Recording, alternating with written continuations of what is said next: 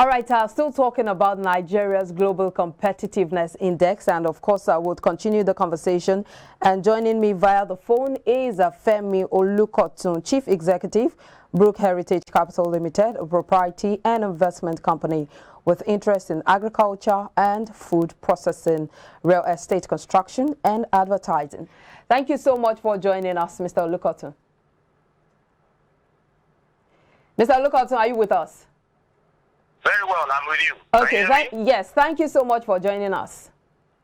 Yeah, thank you for having me, Bolanle. Good morning. Good morning. Now let's look at the ranking for Nigeria at the by the World Economic Forum, ranking Nigeria 115 out of 140 countries in 2018 and then 116 in 2019.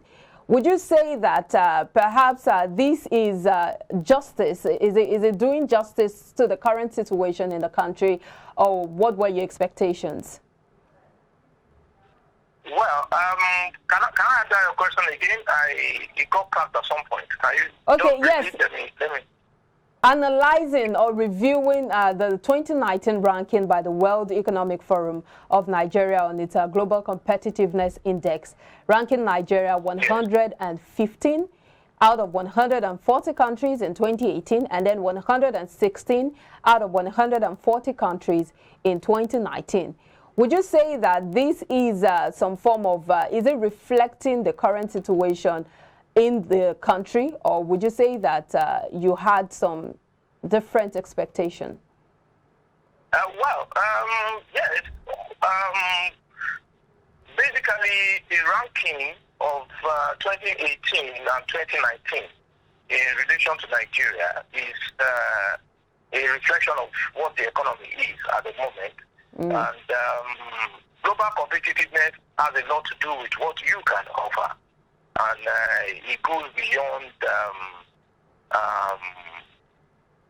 sometimes your posture. You understand? It's reality. And you can't offer anything when you are in their need. So, and I can categorically say that the country is still trying to actually feed itself, trying to be on top of its basic needs. So, and that has actually overshadowed our ability to compete as a nation. So it's a reflection of the current situation, obviously, and that is clear. Just like the World Economic Forum has actually identified. Well, let's look at some of the indices. For instance, if you look at the 12 pillars, you'd see ICT adoption, macroeconomic stability, health, skills, products markets, labor market.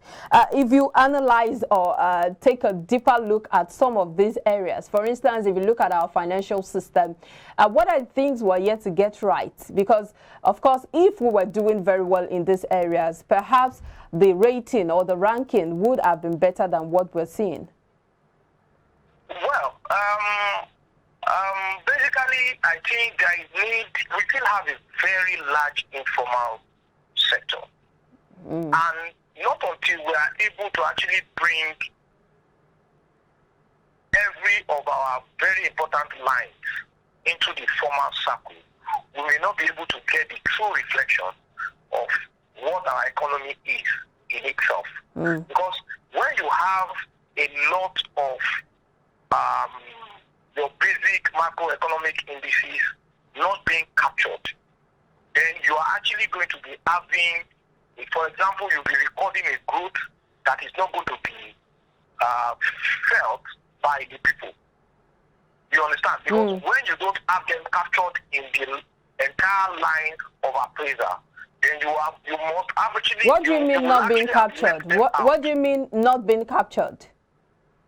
Yes, when I say not being captured, you have a lot of informal dealings that are not in the regular flow of economic indices that we put together to say that yes, this is our growth rate, this is our development rate, this is how well we have been able to go. So whose responsibility is it to capture those? Going on. Mr. Olukotun. Yes. Whose responsibility is it to capture those informal sector or those informal indices you just talked about? Yeah, for example, what basically we're talking about in there is, let me give you a typical example from the financial sector. You know, there is this activity of POS Machine. way of actually dealing with cash now, which is like taking banking to the core areas. Now, a typical POS machine operator can actually tell you the number of the amount of cash that is being collected and the amount of cash that is being released at a particular point in time. Secondly, because you have a POS operator next to you at Abadojayi, you can actually be safe keeping your money in the bank because you know that the POS operator will always be there. The POS operator is your neighbor. The POS operator is your family member or whatever. So that gives you confidence to keep your money in the bank. Unlike the traditional way of the bank doesn't open on Saturday, you cannot, you are going to go queue before you get your money and what have you. So that kind of financial penetration is what we bring in the informal sector into the formal line to capture dealing, so that when you want to bring out your microeconomic indices and what have you, you will have been able to capture all those people into what you are going to be presenting. Then gradually you can actually bring a lot into the mainstream system. So when you are saying that you are growing at a particular rate, or this is your level of production, or this is your level of marginal propensity to save or marginal propensity to consume and what have you, all those things, we have those that have been left out in there into your data. So it makes your data more robust, it makes it more real, and it makes it more genuine. So we still have a lot of informal sector. And I don't know whether I've been able to actually let you know what I mean by a very large informal sector. But this has actually been my own major issue. We have a large informal sector that is not captured. So when you are saying Nigerian economy is what so and so, what are in there? So have we really been able to capture what it should be, what should be there? So, Mr. Femi, if I get you right, you're saying that if these informal sectors or the informal indices are being captured, are you seeing an upgrade, or are you seeing a worse ranking? Obviously an upgrade. Obviously an upgrade. Because we are still trying to move from a cash-like economy. Okay. If you understand what I'm saying. This is an economy that still relies so much on cash, yet we've been able to have a lot of internet transfer penetration. But we still have a very robust cash system, which we are now trying to move in. So part of capturing the informal sector into the formal flow is it will only get us more robust, get us bigger. It's not going to reduce the indices. We still have farmers in Okitipupa, we still have farmers in fish farmers in Bayelsa that don't know anything about banking. Okay, so that's of course for the financial system. But I know there are still a lot of indices to look at, but because of our time, let's quickly talk about the ease of doing business, which Nigeria has been gaining when you look at the World Index of the ease of doing business for Nigeria. And from 145th position in 2019, it dropped to 131st in 2020. And of course, this improvement has been well flaunted by the government as an achievement. However, economic performance indices such as foreign investment, GDP annual growth rate, and remittances from the diaspora have been consistently waning, just as the ease of doing business rankings improved. What is responsible? Because if you look at this, it looks like a paradox when the ease of doing business is looking good, and then we're seeing that the actual situation in the country isn't really reflecting that. What do you think is responsible for this? Well, the ease of doing business ranking, I can say it's real, really. If you look at the ease of doing business now, a lot of reform is going on in the Corporate Affairs Commission, and you can actually see that.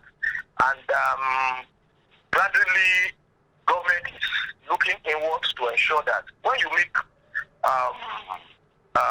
when you have a very good line into starting up the business, it's a very direct way into opening up or expanding your tax base. Now, the indices that are going down, yes, you cannot do without that at start, because you are going to remember that we have the COVID-19 pandemic. We have a lot of economic crisis that has actually bedeviled the world, bedeviled the country as a whole in the last 5, 6, 7 years. And we can see that is clear. So you cannot actually be recording huge FDIs and what have you during all these periods. But what is more important is that the resilience of the economy was shown in 2020 when we had a recession, and within 3 months we went out of that same recession, and we've actually been having, yes, an element, minute level of economic growth, but we are actually moving up the ranking as we speak. So the ease of doing business will begin to take effect when we begin to have a normalized system. Unfortunately, we're actually faced with the Ukraine-Russia war now, which is actually going to affect each and every economy all over the world. But you just noted, Mr. Olukotun, you just insinuated that the ease of doing business ranking is reflective of what is currently happening in the country. But how come the FDI isn't improving? How come business owners are taking their businesses out of the country if we have an enabling environment to do business? Well, I would not come to the conclusion that businesses are going out of the country. I'm not going to. The figures are out there. The indices are out there. You said? The figures are out there. Well, the figures will actually tell you, because when you have ease of doing business, and in less than 6 months, where that is actually being identified, you are going into a very serious pandemic that is making you lock down your economy. You don't expect foreign direct investment to actually come in at that point. As you are getting out of that, we went into NSAS. As you are getting out of the NSAS, we are trying to come out of it. We are going into the Ukrainian war. So if you look at it, really, the ease of doing business is there. But one thing I know very well that we should actually be looking forward to is we must be able to build a resilient economy that will be self-sufficient. And the only way is that if you look at business profit margin, Nigeria is a very lucrative place to invest, and it must remain so because it is developing. Despite the insecurities we're experiencing, you say Nigeria is a good place to invest? Well, of course, because insecurity, yes, you have all that. You see, these are factors that come in with the economy. These are factors that come in with developing economy, because you have Nigeria is multi-religious, is multi-ethnic. So, and some of these, for example, somebody will sit down somewhere in Belarus or United Kingdom, Scotland or whatever, and tell you, yes, Nigeria is up in flames. But we are talking now, we are in Lagos, and yes, we have pockets of insecurity, no doubt about that, but we are surmounting this as it goes. And in every developing economy where you have attractive lines as it is, the only thing is that there is need for us to actually get our acts together. All right, get our acts together. Competitive by the day.